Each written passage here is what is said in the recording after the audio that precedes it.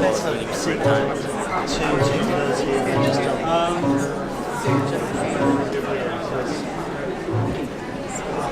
it's hard to pick yourself back up.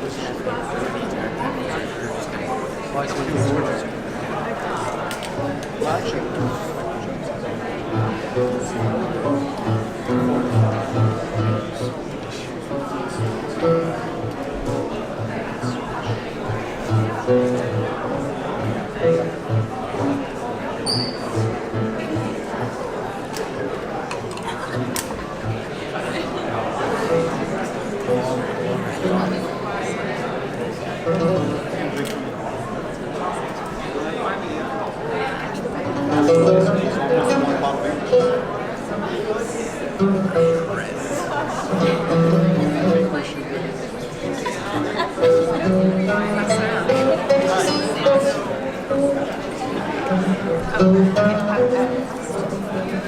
I'm assuming this is the question.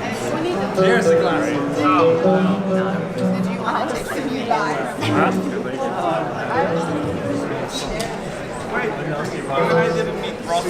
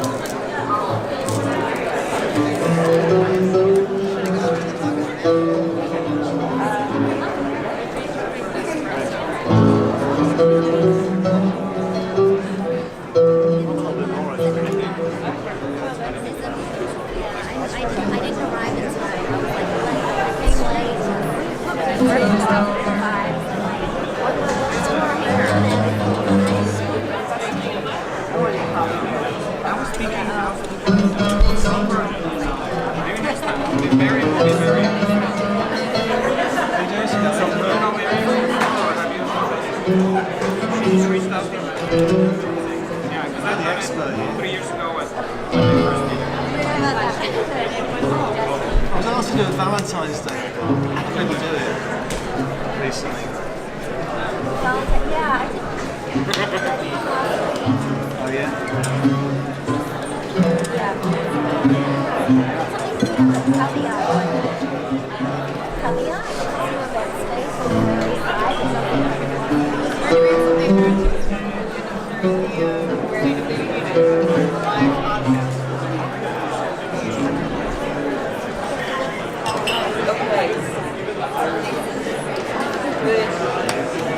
Morning, everyone.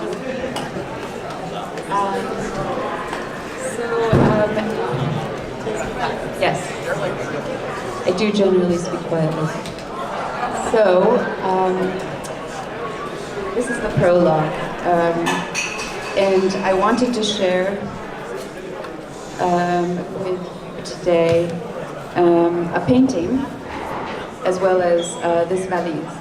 So, this valise comes from, it was something that I found while I was living in France about, I don't know, in 2011.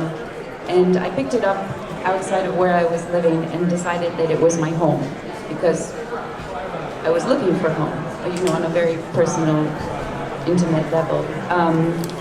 And so I picked it up, and then the place where I was living, it just so happened to have a copy of this inside.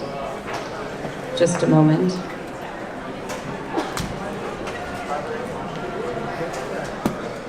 Symposium, or Le Banquet in French. For me, yes. For me, yes. So I read this text, and I decided that instead of reading books, I was going to investigate space, and through investigating space, discover place or home. And so this was sort of an experiential investigation. And so I started to travel around the world with my valise as my home, and discover the underlying commonality or the underlying mythology that exists within changing places. For me, the story that is most resonant in this book is the dialogue of Eros being born from poverty and beauty, and that's really what I did. I traveled around with my hands open, empty. My valise was empty except for my paintbrushes, and I would knock on people's doors and ask to hear their stories in exchange for a painting that I would create on a piece of found material from that particular environment. So I was, in some sense, poverty. And then it was through my exploration of place that I could gather the remnants, the echoes, the traces of a place. And then later on, I would bring it into what I called a white space, and transform this. It would go through a sort of metamorphosis, and it would become this painting. So this is one painting, that's another, and they're called the Scroll series. And each one is a chapter in what I hope is a contemporary mythology that is, from my personal experiences. But for me, the markings, the combination of the markings within an empty space, that becomes Eros and love. And that is the main underlying drive for this project. So Greece is where Mériam and I met this past September. And this painting that you have with the wine on top, I'm very happy, or I'm not terribly happy, but I'm okay with you getting a little wine or coffee or what have you on it, because again, this is just it's part of the traces. So, but I completed this painting on after I met Mériam in Greece. So Greece is, this is the origin of the Western mind for me. Anyways, it's if I'm seeking to try to create a mythology, it would make sense. So. Anyways, I created this on a cargo ship while crossing the oceans from Europe to here. This again, what had to do with origin story. And this painting is called, each painting in the series has a theme, and this one is white space. So for me, it's very appropriate this evening that you're drinking wine on it, and that you might get a few drops on it or more. That's okay, because those are the traces, those are the marks, that's beauty. And the combination of beauty within a white space is what will create the Symposium of Love. So for me, to close this up, I did not read. I investigated it, and I wrote. But I don't know what I wrote. So the question that I pose to all of you is, what did I write? And now I pass it on to whomever is first. Simon, it's a pleasure. Hello. Philosophy is the love of wisdom. This sounds very nice. Sadly, philosophers are very bad at love. Especially me. The intellectual adoration of knowledge at the core of philosophy doesn't begin to capture for a second the existential drama of love, its tragedies and its farces. I don't think the Symposium has very much to tell us about love. Thank you. Also, philosophy from Plato onwards is way too much of a boys' game, and women figure far too infrequently in the way philosophy is taught, thought about. For this reason, I want to turn to an admittedly obscure figure called... Are you going to do that all the way through? Shut that bloody bazooki up. Well, if you're going to... Okay, all right, okay. All right, so... Marguerite Perret is what I talk about, because I think if you're interested in the question of love, then you should not turn to philosophy, you should turn to the tradition, to religion, and particularly traditions of mystical love. There you find something much more interesting. And Marguerite Perret is the person I want to talk about. She was in the northern France, 14th century. She was burnt at the stake as a heretic in 1310 in Paris. And she had a book, which was called The Mirror of Simple, Annihilated Souls and Those Who Exist in the Desire and Longing of Love. And for that book, she went to her death because she refused to recant her views. She understood something about love. Socrates, not so much. Even more amazing is the book was completely lost for 5.5 centuries until an Italian scholar, not Chiara, found it in a library in 1946. The book is a bit of a mystery. The book that she's talking about and the love that she's talking about, and this is the difference, the love that Perret is talking about is the love of God. But in my opinion, if you want to get a real sense of the gravity of love and what it requires of us, then it requires turning towards religious traditions and to the mysticism of someone like Marguerite Perret. She describes in beautiful, strange, rich prose the 7 stages by which the soul can enter into love of God, becoming eventually indistinguishable from the deity. In this way, the soul becomes divine. This is why she was judged to be a heretic and burned alive. Christianity teaches that God becomes human in the person of Christ, but it doesn't work the other way around. Incarnation is not a two-way street. By taking onto herself the process of becoming divine, Perret implicitly refuses the mediating power of the church, what she called Holy Church the Lesser. This is why the church killed her. What matters to Perret is the individual's path towards the divine, which does not require priests or popes or indeed philosophers. 7 stages, but it's the 3rd stage which is important. If we want to experience love, then we have to get past, she says, our stupid, narcissistic little selves.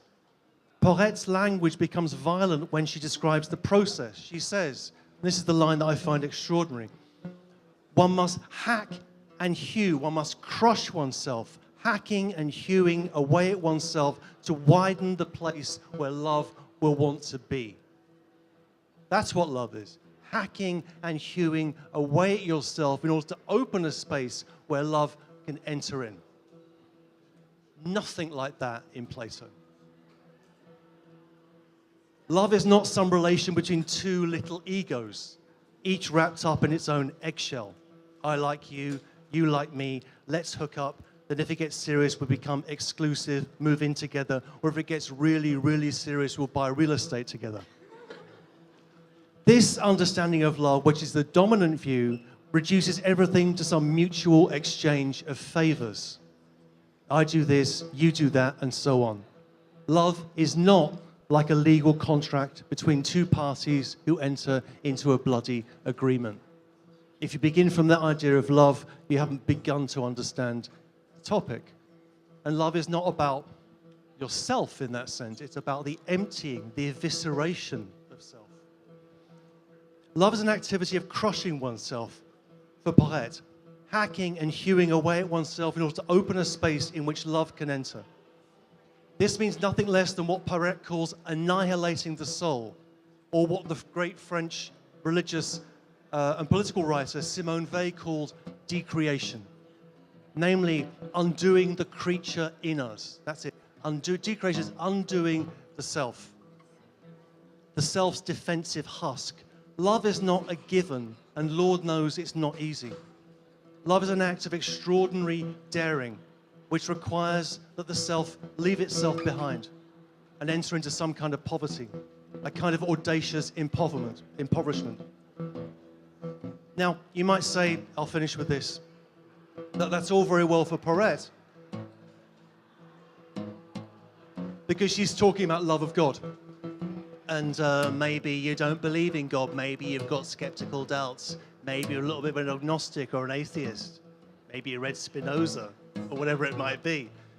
And what I would say to you is it doesn't matter whether you believe in God or not. What you have to see, and why the mystical traditions of thinking about love are so compelling, is it's in that tradition that you have someone who's prepared to engage in the act of total spiritual daring to empty themselves in relationship to some other.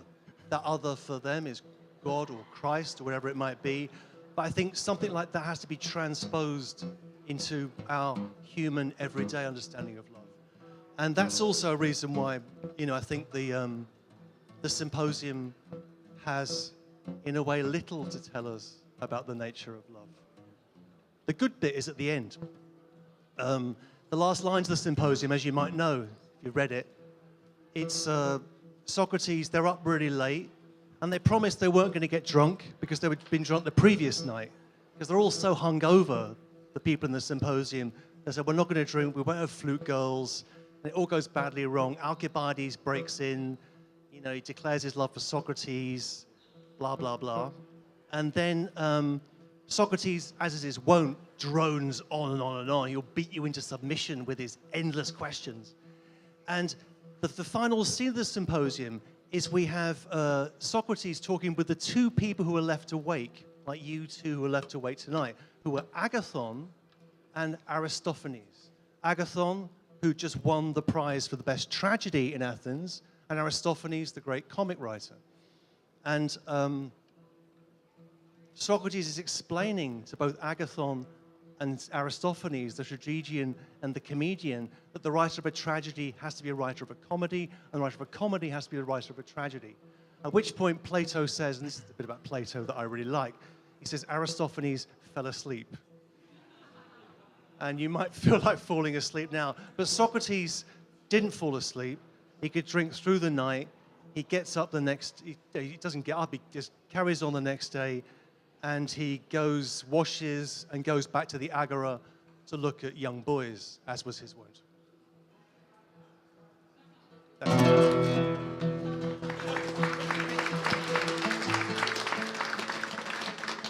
Αυτό το καλοκαίρι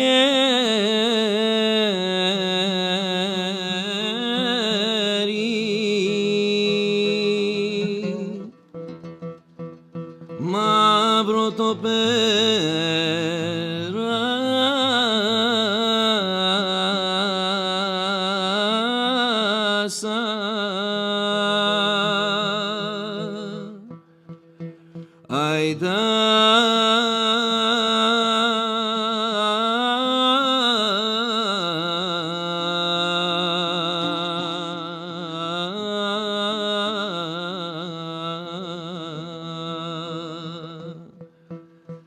Γεια σου παγώνα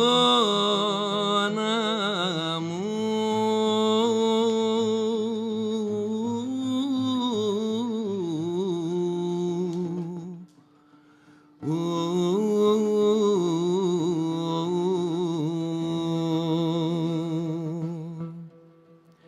Γεια σου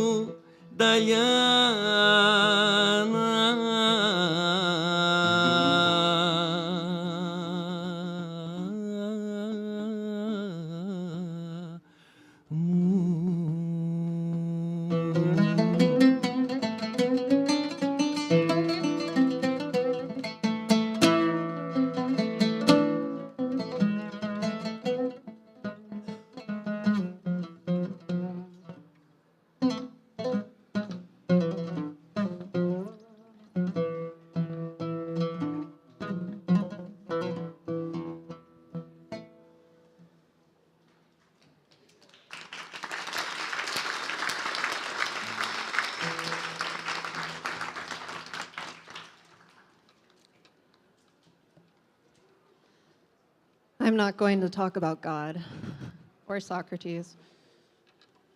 Is there a right to love?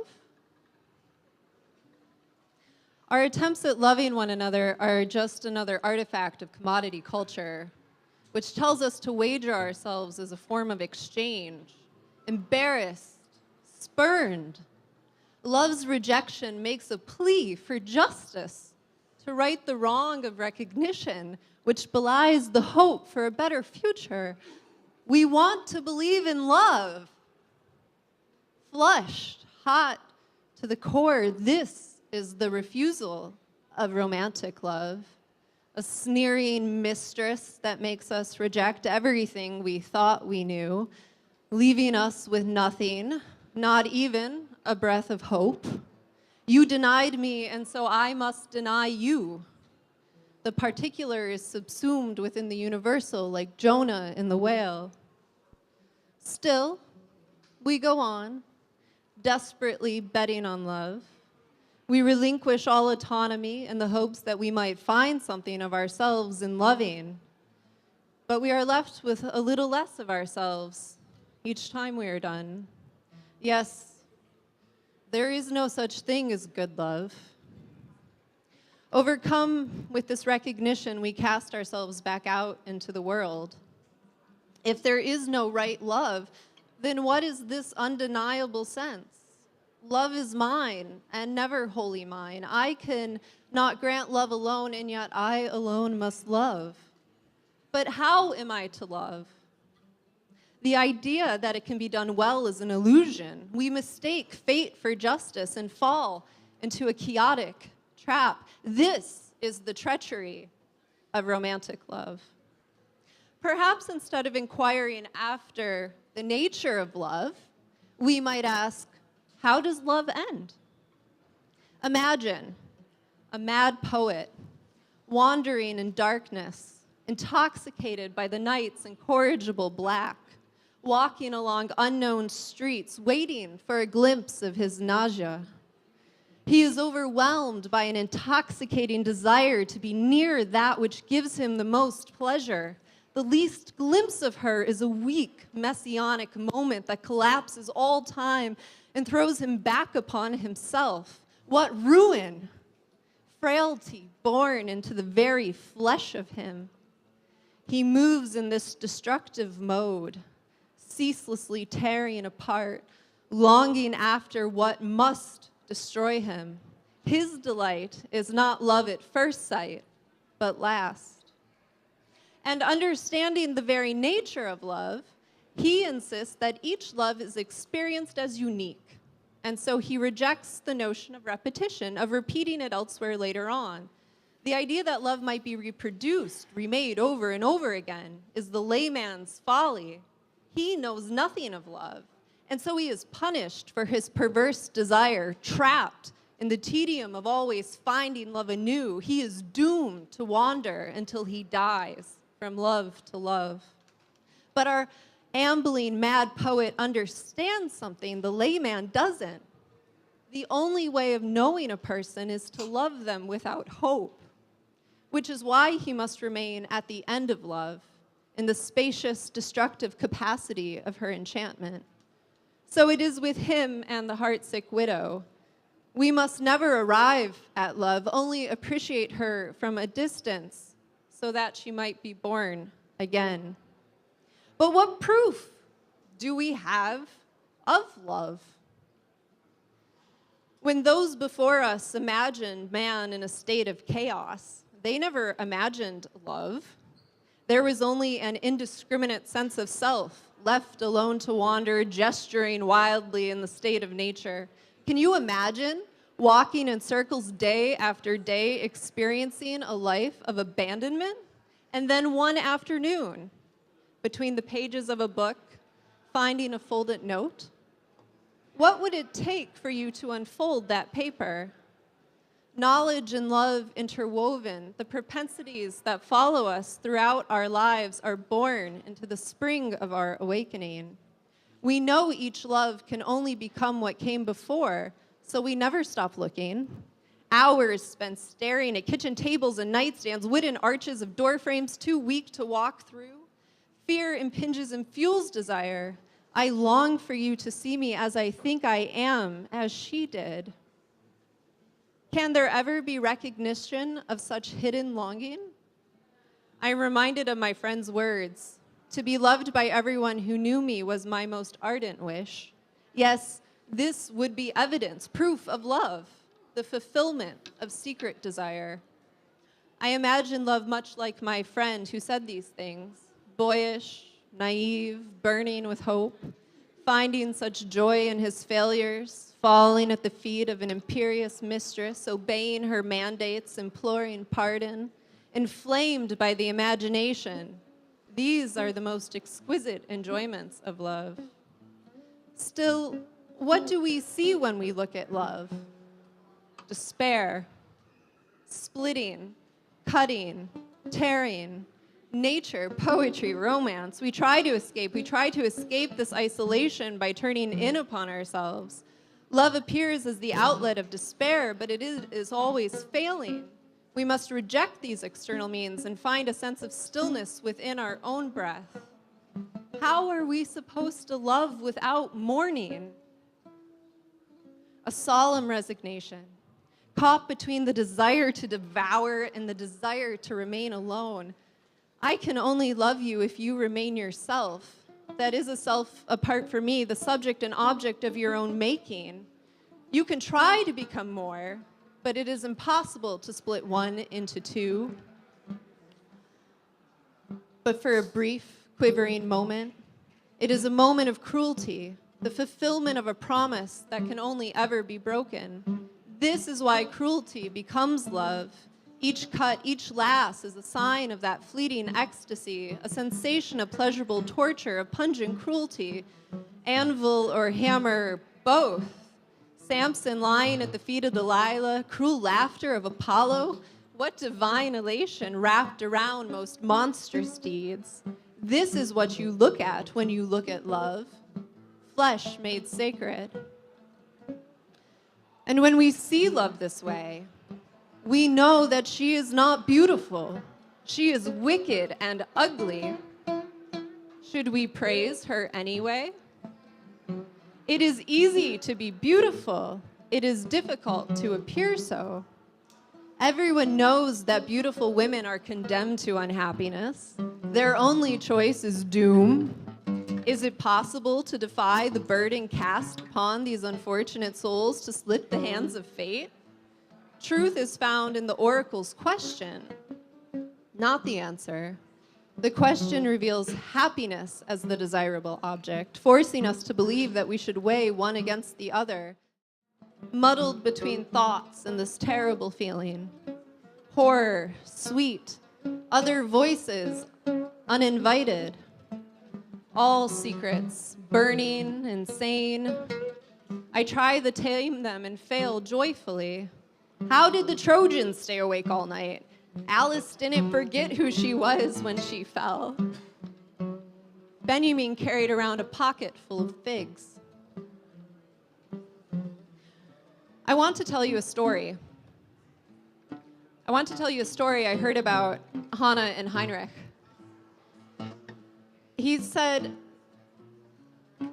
I said, he was never very good to her, you know, as a husband.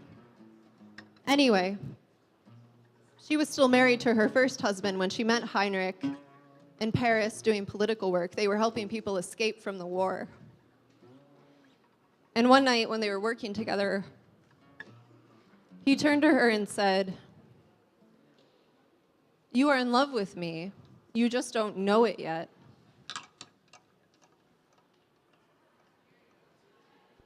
I think I'll leave things here, hungry, and leave. But please sit, feast. It's only morning. There's much more ahead.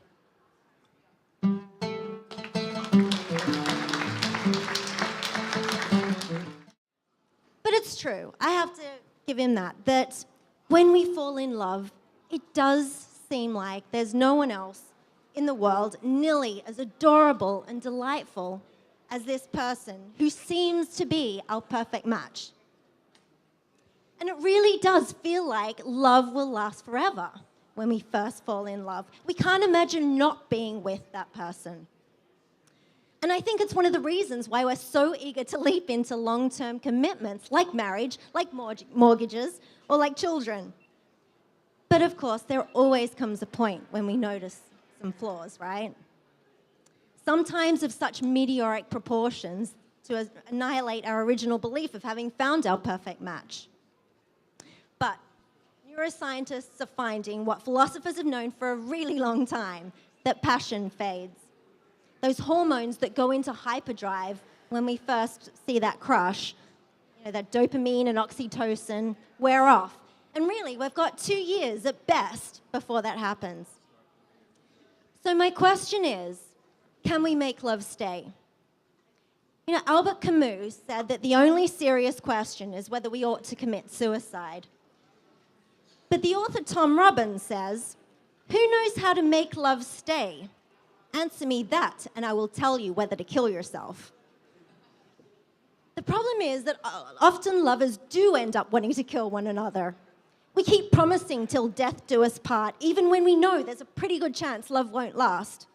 And we end up wishing death upon the other partner. And if the best we can hope for is to squeeze 2 years out of romance, then isn't it irrational for us to keep making these long-term commitments to romantic lovers? I mean, even if we forget marriage, if we know heartbreak is dead ahead, then maybe it's just irrational to fall in love at all. So there are lots of possible solutions to this. I mean, don't make any commitments. Just make short-term commitments. Commit knowing that you might have to break it. Or commit with lots of qualifications. I mean, but that seems kind of absurd.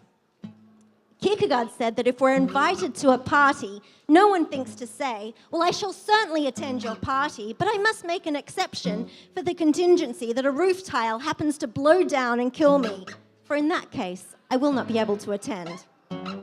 He was joking. I mean, maybe. It's always hard to tell with Kierkegaard.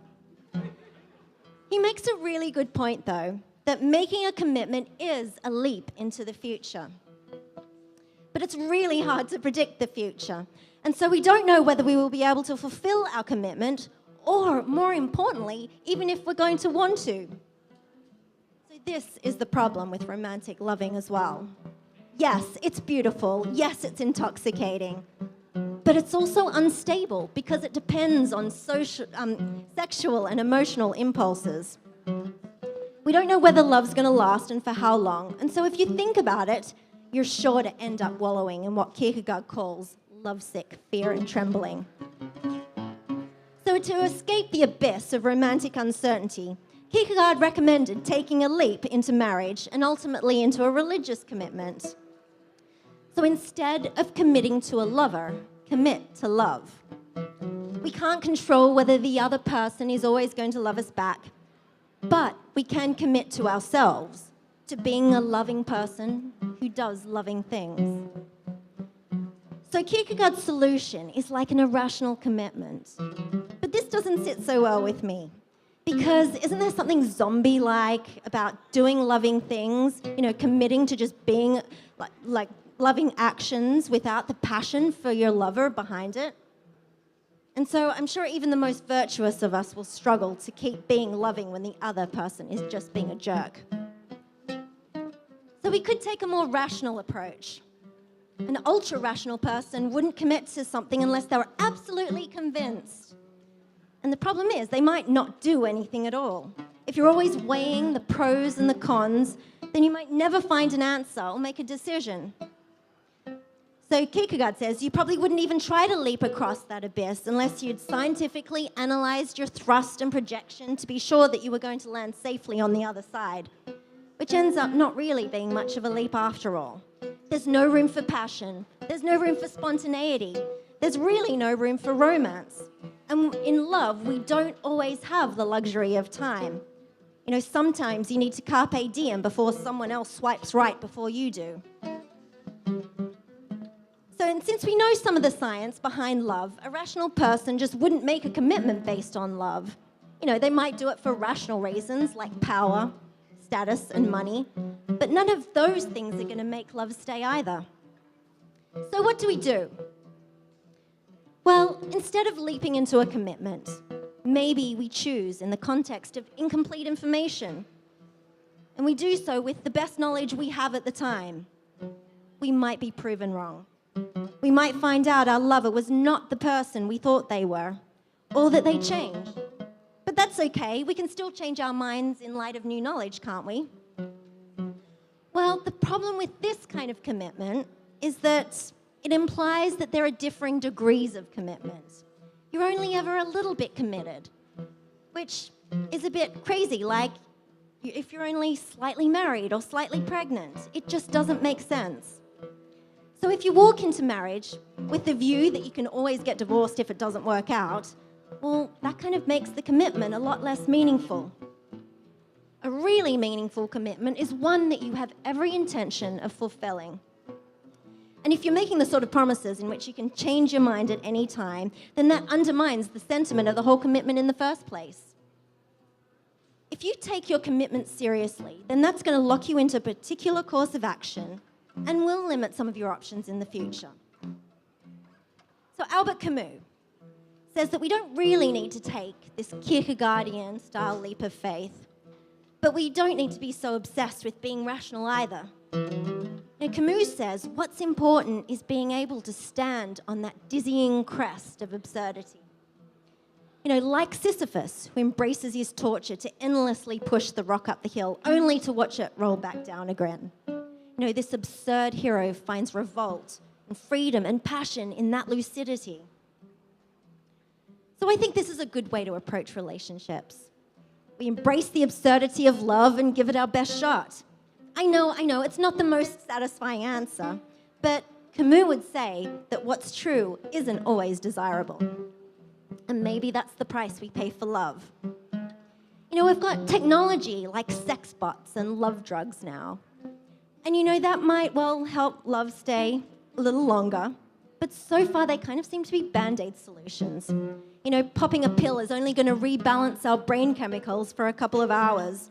And the jury is out on whether a robot can make love stay or alienate us from one another more quickly than ever. So Tom Robbins writes, when two people meet and fall in love, there's a sudden rush of magic. Magic is just naturally present then. We tend to feed on that gratuitous magic without striving to make any more. One day, we wake up and find the magic is gone. We hustle to get it back. But by then, it's usually too late. We've used it all up. So what we have to do is work like hell at making additional magic right from the start.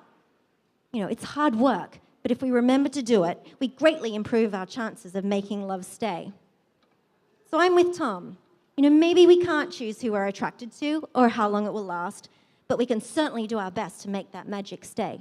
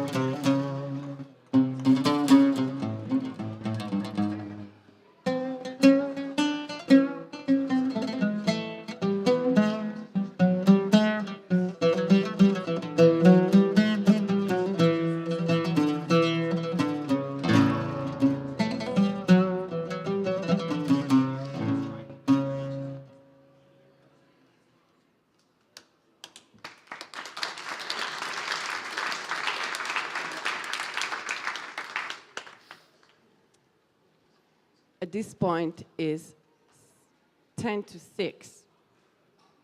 Time of the night, or perhaps time of the day, when the darkness, which is still there, is waiting for the light to come, waiting like an intrepid lover who has been alone for too long, now almost 12 hours.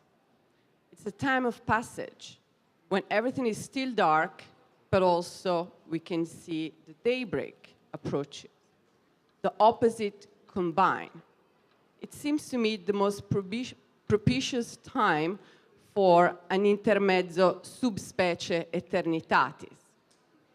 Or, if you don't like my pedantic Latin word, an intermezzo under the species of eternity. What does it even mean? It means that what I want to do now is to invite all of you, philosophers, lovers of wisdom, lovers of knowledge, to look at love, to think about love, to speak about love from the point of view of eternity. Why eternity, of which we know so little, if anything at all? Well, because anything less than eternity would be an excess of particularism, possibly leading to the narcissism of little differences, at best. At worst, unforgivable provincialism. Let me say a few more words what I mean. So, when Plato gathered his interlocutors to speak, or real, whatever you like, to speak about love, philosophy was still the mother of all the disciplines. Every lover of wisdom or knowledge was a philosopher, no matter what they did. Everybody was a philosophos. Since then, philosophy has assisted to the departure of all of our innumerable children, from theology to natural science, mathematics, sociology. They all became independent children, and as it happens, they left their home. So philosophy, with all those children who at times left the home without even remembering where they came from, also lost and at times has given up on a lot of different domains, retiring into a very small enterprise. Instead of the huge villa she used to inhabit, she ended up in a kind of one-bedroom apartment, perhaps even just a studio in a little place in Brooklyn, doing an increasingly specialized work, forgotten by her progeny, and at times even scorned by them. What are those philosophers doing?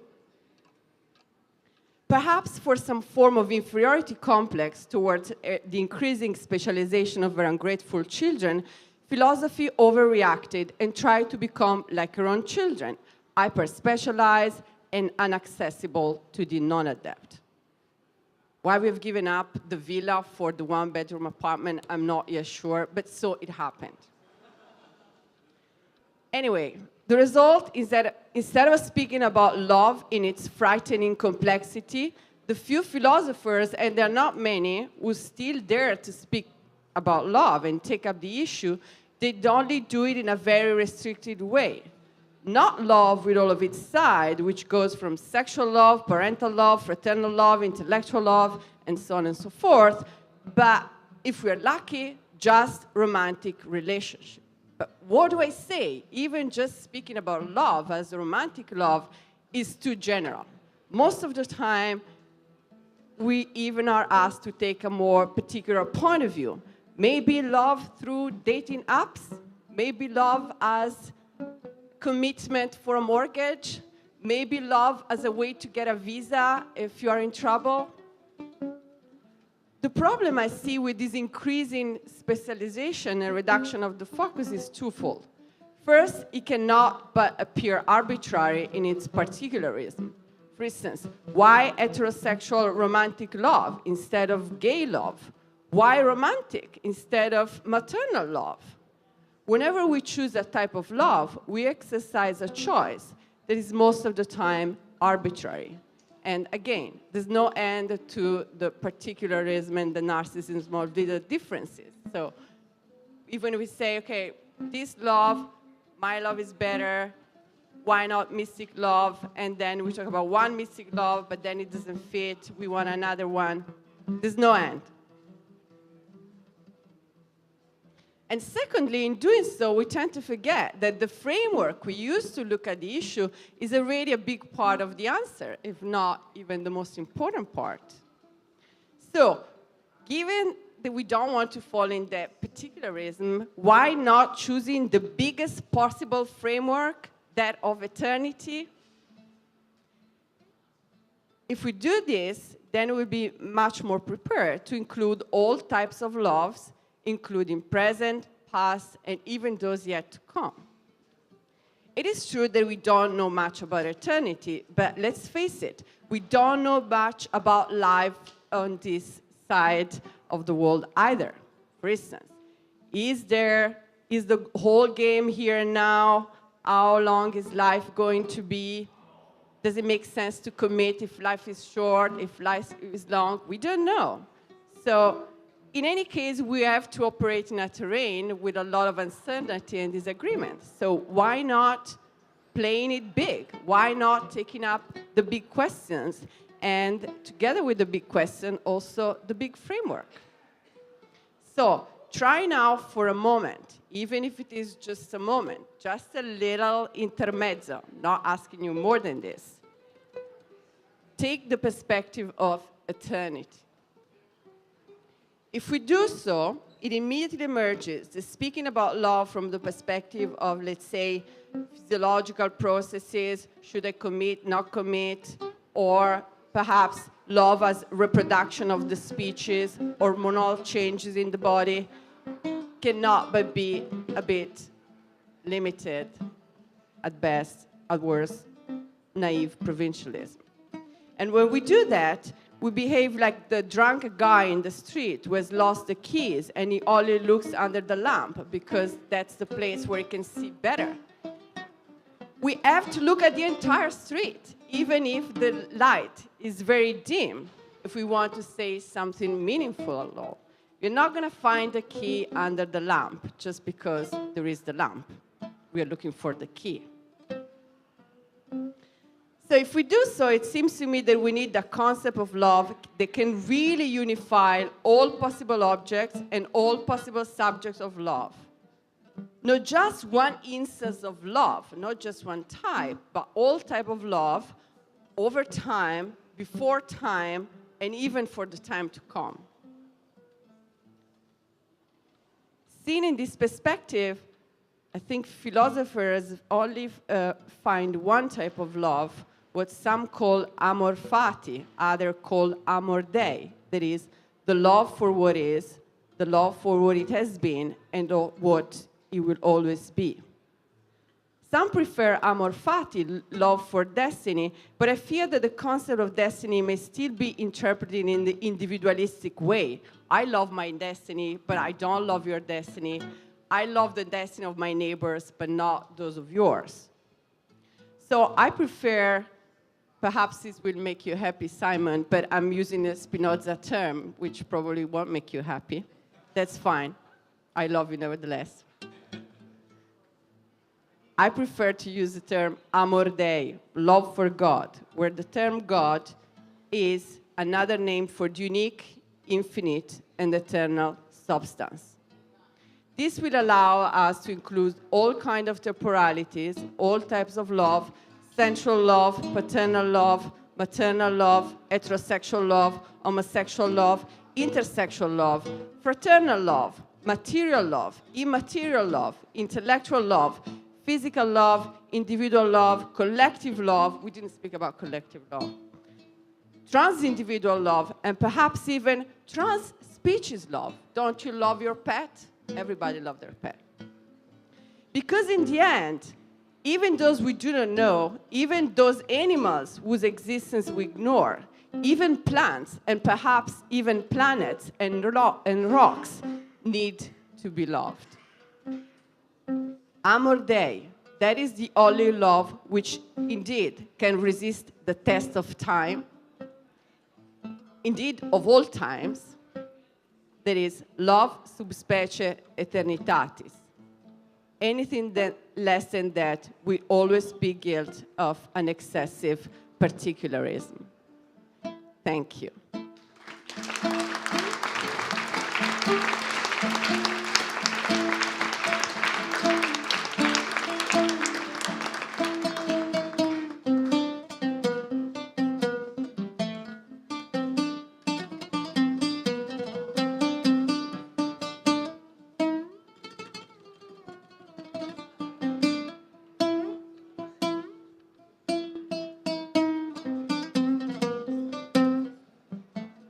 So, what the hell?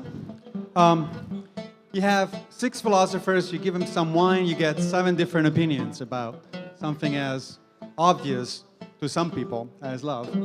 For instance, I disagree with almost everybody that's come before me. I don't have much use for religious mysticism, or for religion, or for mysticism, for that matter. I don't love rocks. I'm not a geologist. Although I have friends who are geologists, and I respect their right to love rocks. And also, I love the Symposium. Not the institution necessarily, but the dialogue. It's a beautiful piece of literature. It's not just a beautiful piece of philosophy, it's a beautiful piece of literature.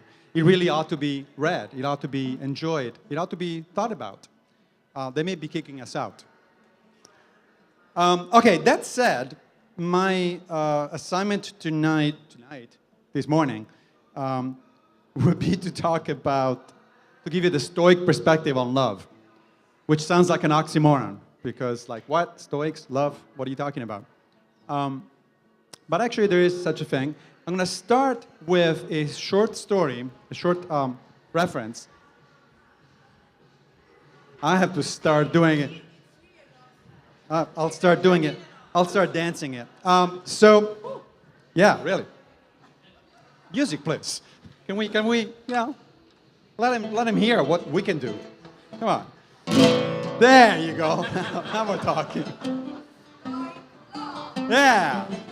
So I'm going to give you a little bit of an anecdote which seems on the surface to precisely confirm all of your prejudices about Stoicism. If you think the Stoics are unemotional, go through life with a stiff upper lip, you know, they're really boring people, etc., what I'm about to tell you will apparently confirm exactly all of that. But then again, appearances can be deceiving, right? So I'm going to then give you a second interpretation of the same story, and then you decide which one is the more likely one. So we read about love and other things of the flesh in Marcus Aurelius' Meditations. Now, Marcus Aurelius was an emperor, he was a philosopher, he was a Stoic philosopher in particular. And the Meditations are, and this is a crucial bit of information, his personal diary. They actually were not called the Meditations originally, they were called To Myself, because that was his original diary. He never meant to publish it, although it has been in print since the invention of the printing press.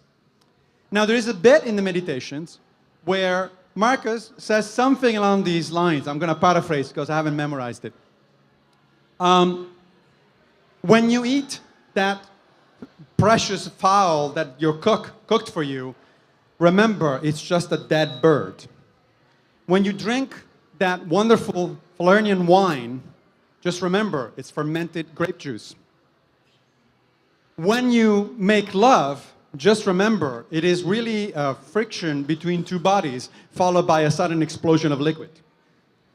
Now, can you imagine something less romantic than that, right? Like, more sort of stereotypically Stoic than that? Right. So a lot of people have read this in the Meditations and have concluded they've interpreted face value and said, look at this guy. Wow, he might have been an emperor, you know, a pretty capable emperor. Boy, as a person, this is not what I want to have as a friend. But they forget. This is his personal diary, right? He was writing these things to remind himself mostly of all the things that he wasn't not supposed to do. So a completely different interpretation, or that he was doing too much. So a completely different interpretation of those passages is that actually Marcus loved eating gourmet cuisine, loved getting drunk, and loved having sex. We know the last one because he had 15 children. So that's for sure. And then he was just running this stuff as an exercise in distancing himself from what he saw as excesses. It's like, wait, don't drink that much, don't eat that much, and frankly, don't fuck that much. It's not good for you, right? In moderation, yes, but it's not good for you. The point of the story is that sometimes you want to interpret things not necessarily at face value. There are different ways of thinking about it. I'm not sure what Marcus Aurelius actually thought when he was writing these things. Nobody does, right? But it's not necessarily that the first interpretation is the right one. Now let me come up to the topic, the actual topic of tonight's conversation. I think we shouldn't be talking about love, but loves, plural. The Greeks had it right. They used 3, 4, depending on who's counting and how it's counting, different words for love. They discriminated between different kinds of love that they thought were kind of related to each other, but they were also actually addressing different dimensions of the human condition, different aspects of the human condition. I find this also simply when I translate my thoughts from, let's say, Italian to English. When I said that I love my partner and I love my daughter, I feel weird in English because I use the same word for two things that actually don't have much to do with each other. And sure enough, in Italian, you use two different words for it. In Greek, certainly, you use two different words for it. So part of the confusion and part of the reason why a lot of people think that we don't know much about love is because we confuse different things. We use a single word to put together a bunch of stuff that actually should be divided, separated, thought about in a different way. And if there is anything that philosophy is good at, is precisely that, is the making distinctions and then thinking about the implications of these distinctions, right?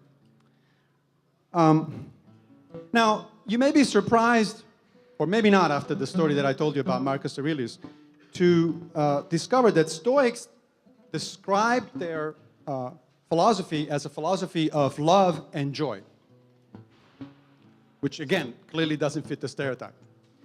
But of course, by love and joy, they meant a particular thing. They certainly did not mean romantic love, because the concept of romantic love did not actually exist at the time. People were not thinking along those lines. And the feelings, the emotions might have existed, in fact, certainly existed, but not the concept in the way in which we think about it today. And concepts, of course, are important, because our ideas shape, the words that we use to express them shape our way of thinking about stuff and the way we then act on those things. My notes keep going away, sorry. I'm not checking my email. Not yet. So a philosophy of love and joy subject to two limitations and two limitations only. One, whatever kind of love you're into, you do it virtuously. I'll explain in a second what that means. And don't think Christianity and abstinence. That's not what I'm talking about. And second, you do it keeping in mind the dichotomy of control. So the first one, you love in whatever way you want to love, whoever you want to love, whatever object of your love, so long as you do it virtuously, meaning so long as you respect the other person or the object of your love, if it is an animal, a pet, for instance, or even an idea, because you can love an idea, obviously, right? You do it with courage, with justice, with temperance. We do it in the right way. You do it without hurting people. You do it without using that love in order as a tool to manipulate, overcome, control other people. So that's the first criterion. The second one is you do it by always remembering one of the fundamental Stoic concepts, which is the dichotomy of control. Dichotomy of control tells you that some things are under your control, but most are not. And pretty much the only things that are truly under your control are your judgments and your decisions. Nothing else. You can decide to act. So we heard an example a minute ago. You can say, yeah, I'll come to the symposium at 5 o'clock in the morning in Brooklyn, and then the subway breaks, and I can't come to the symposium. So I had the intention to. That's under my control. I can say, yes, my intention is to come to the symposium at 5 o'clock in the morning, however absurd it sounds that we are here at 5 o'clock in the morning talking about love from a philosophical perspective. But I don't control the outcome. And that's why the Stoic did everything with what they call a reserve clause. They said, yeah, I'll be there, fate permitting. I'll do this, fate permitting. I'm committing to whatever it is that I'm willing to commit as a decision that I'm making virtuously, but fate permitting, because something may happen that precludes me from actually fulfilling that commitment. Thanks very much. That's it.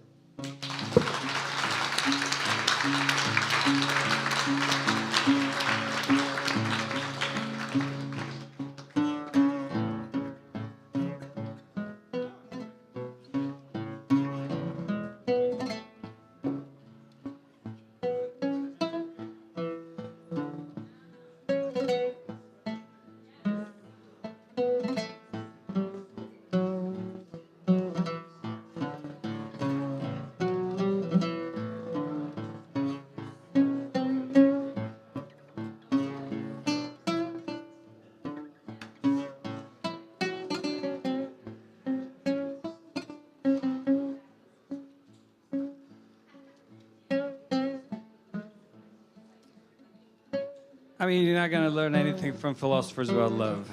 And I didn't. I learned everything about love from popular music and from song lyrics. There's a lyric in a song from David Bowie from the mid-70s where he says, "It's not the side effects of the cocaine. I'm thinking that it must be love." And you know, this is quite an extraordinary circumstance. If Bowie doesn't know if it's love, then we're all doomed. Right? And I feel doomed, and you guys haven't helped me at all. Because in terms of definition, in terms of a handle on the matter, I feel as lost as when we started out, right? It's thank you for the translation reminder, because I also listen to Bowie across a couple of languages, right? So that creates further complication, as does the Le Banquet, as opposed to Symposium, and such, sort of dispersions of meaning. But in terms of love, the one thing that I find the most exasperating both in the literature, in terms of attempts to sort of take stock of it, and also in our way of attempting to get a handle on it, is the fact that we are stubborn about saying that we know who we love and what we love. And as a philosopher, it's an occupational hazard to think that whenever someone claims any knowledge, I should demand an account from them, right? Some kind of, substantiation or explanation.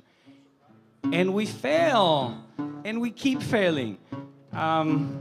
So I look at the possibility that love is an emotion, and then, Wittgenstein says, yeah, it's an emotion, but very complicated, so it's actually deeper. And then, Hegel says that it's a compound of emotions. And then Jonathan Swift famously says it's the compound of them all, right? So it's some kind of strange beast. But then we don't have, the type of privileged access to our emotions that we pretend to have, right? And, it's not a Cartesian world, and introspection is neither intro nor respective in any way. So, so that's a difficulty that sort of like remains to be dealt with. The possibility that this is emotions we can take stock of. Then could it be some kind of rational system? Could it be some system of explanation that you could commit to, that you could actually follow through with? And this is partly suggested in the Symposium, right? Episodically, and it looks like, to the extent that we could, it becomes a socialized notion of what's going on, rather than any kind of deep matter of conviction. So your love, to the extent that you can understand it, begins to be objectified and made objective through socializing, which doesn't sound like bad news, right? It's sort of like, oh, now we can agree. Except there's a problem here, because when you think of taste, for example, oh, I like, this and this painting. Well, taste on the one hand could be, on the sort of like one extreme, could be something we socialize and we take full stock of and we have an account for, and this is what Kant would tell you. Or taste could be just liking, you know, the type of thing where it's like, oh, I don't know shit about art, but I just like this. Except in both cases, the social creeps up on you and takes away that you know, strong sense of conviction. Because even when you like something, it's very much a matter of how you're conditioned and what you're conditioned to like and where you grew up and all that stuff. And there's a lot of, you know, research also in psychology in terms of, you know, the type of handle, the type of availability you have of your emotions, of your landscape, right? So there's my favorite experiment is from 1975. You should look it up. It's where they had people pass through the bridge, and the bridge was shaking, one of those funny affairs. And they would meet the person in the middle of the bridge and invariably fall in love with them. It's called Love on the Bridge. You can look it up. It's the Love on the Bridge experiment. Now, that same person met on a very steady bridge would not even be of any romantic, quote-unquote, interest, right?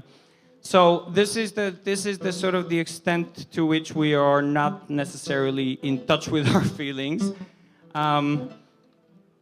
So it's quite a quandary. But then you think of the opposite, you know, you think of, well, how about, you know, there is a sense then that we can socialize feeling, make sense of it for everybody, and agree on something, right? I mean, that objective truth or rationality or whatever it is.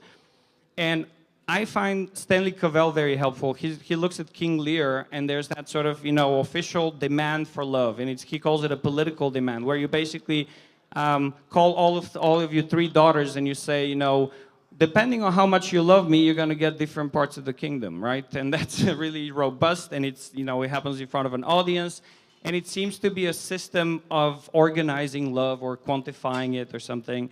And of course, it fails miserably because, you know, love is rendered a commodity, and it's not returned in kind, as Cavell says, right? Because, you know, the king doesn't offer love, he offers a kingdom, and then he wants love in return. Well, that's already, you know, a dangerous sort of transaction.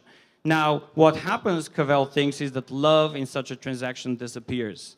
And I suspect that in some of the transactions we mentioned earlier, for example, you know, the internet dating that you obliquely referred to, and then other people did more directly, there is a sense that love or that, you know, deep emotion, whatever Wittgenstein calls it, is somehow disappeared, somehow commodified beyond repair, right? And so it's interesting because in terms of then our retreat into something pre-philosophical, into something preconceptual, because you run up all of these difficulties whenever you try to sort of tackle love philosophically. We do retreat into horoscopes and marriage counseling and psychoanalysis, and in my case, pop songs. Right? Julia Kristeva famously says that when you go to a psychotherapist, right, to sort of sort out marital disarray, what happens is that you engage in a discourse of love that you're not even aware of, right? So this again, yet again, it speaks to that sort of sense of being lost in love, right? Now, I don't know if it's the side effects of the wine. I'm thinking that it must be love.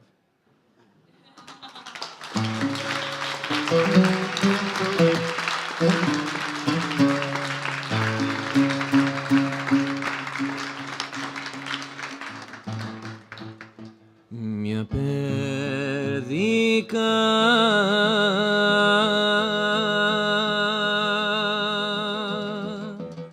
πενεύτηκε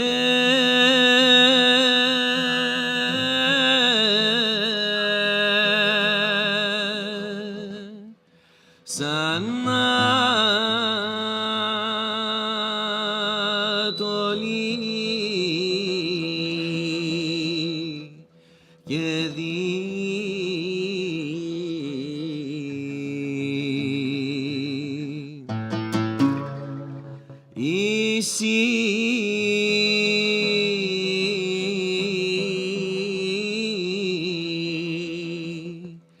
πως δεν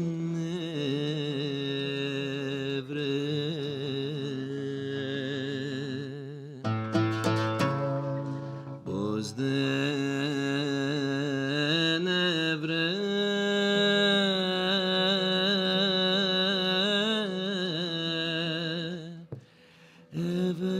Πως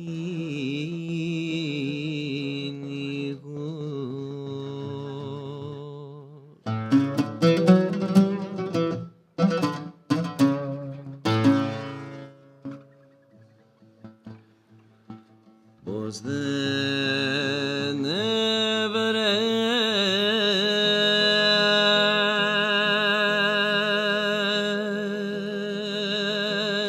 κυνηγό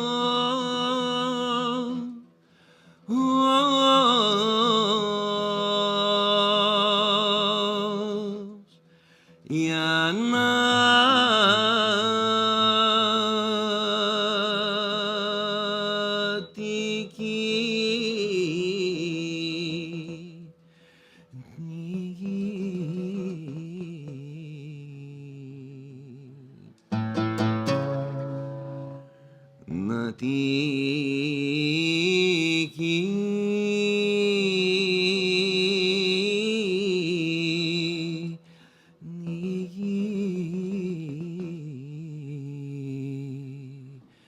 see.